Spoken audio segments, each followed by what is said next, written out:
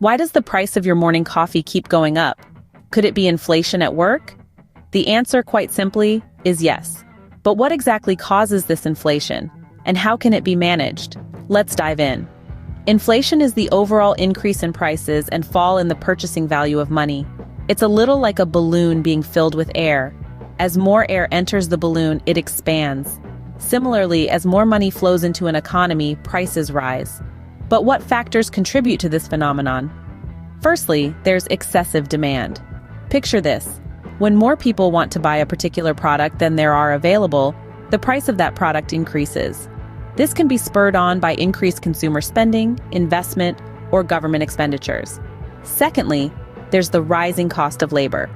When wages go up, companies often offset these costs by hiking up their prices. This, in turn, contributes to inflation. Thirdly, there's the increased price of raw materials. When the cost of oil, metals, or agricultural products goes up, so too does the price of the final goods and services, driving inflation. Lastly, inflation can be caused by large-scale government spending. When a government injects more money into the economy, especially through borrowing or creating money, this increases demand and can fuel inflation. So, how can this inflation crisis be handled? Well, there are several strategies. One is monetary policy. Central banks can adjust interest rates to influence borrowing and spending. For example, increasing interest rates can reduce borrowing and spending, helping to cool inflationary pressures. Another strategy is fiscal policy. Governments can use taxation and public spending to manage inflation. By increasing taxes or reducing government expenditure, aggregate demand can decrease, helping to control inflation. Market interventions also play a key role.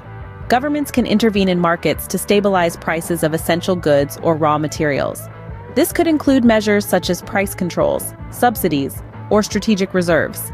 Price monitoring is another strategy. Governments can monitor prices of essential goods and services to detect and prevent price gouging or market manipulation, which can mitigate inflationary pressures. Lastly, public education can be a powerful tool.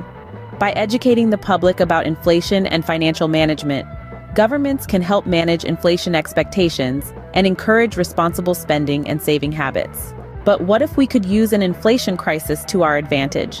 During periods of inflation, businesses can innovate to reduce costs or improve efficiency.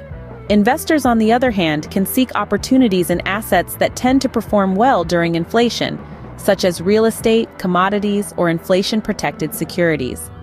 Successfully managing an inflation crisis can enhance a country's reputation for economic stability and competent governance. This can attract foreign investment and foster long-term growth. It can also strengthen trust in the government and financial institutions, leading to increased confidence among businesses and consumers. In conclusion, understanding the factors contributing to inflation and implementing appropriate strategies to manage it can help countries navigate through inflation crises effectively. Moreover, they can potentially leverage these situations to spur innovation, investment, and long-term economic growth. For more tips, remember to reach out to Shamnesh at +601256342216, your best referral as an independent investor.